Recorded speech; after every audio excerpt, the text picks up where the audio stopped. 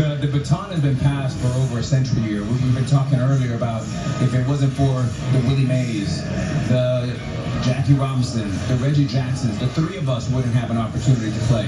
How emotional is it for you to come back to a play that you played with one of the greatest teams around?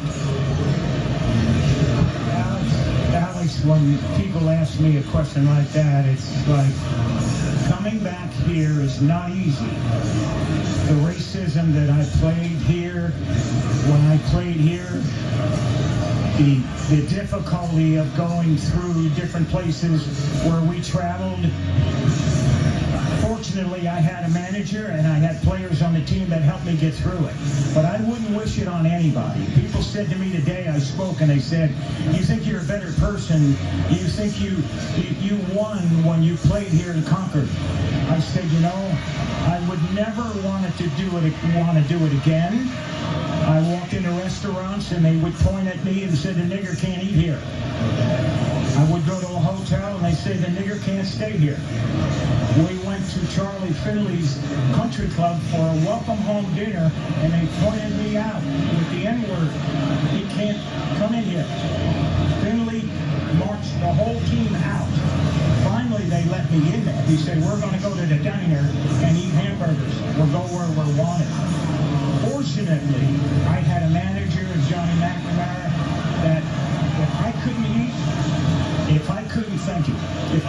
eat in a place, nobody would eat. We'd get food to travel. If I couldn't stay in a hotel, they'd drive to the next hotel and find a place where I could stay.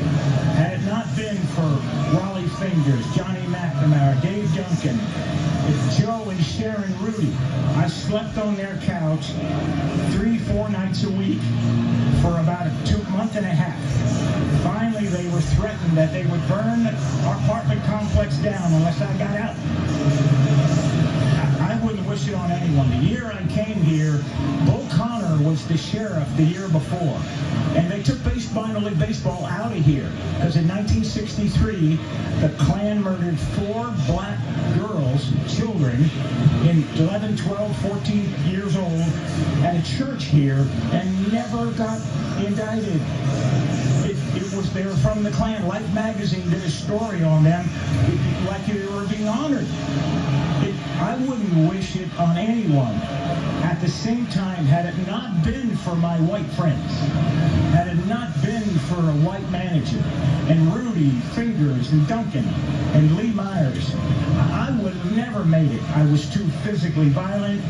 I was ready to physically fight some. I'd have got killed here because I'd have beat someone's ass, and you'd have saw me in an oak tree somewhere. Reggie, I can't even imagine. It's awful you had to go through that, but you know, appreciate you sharing the rawness and the honesty of it with our audience. I mean, really, we love you, Rich. Yeah, thank you, man. Good history lesson, right? That's a great history lesson. Reggie Jackson.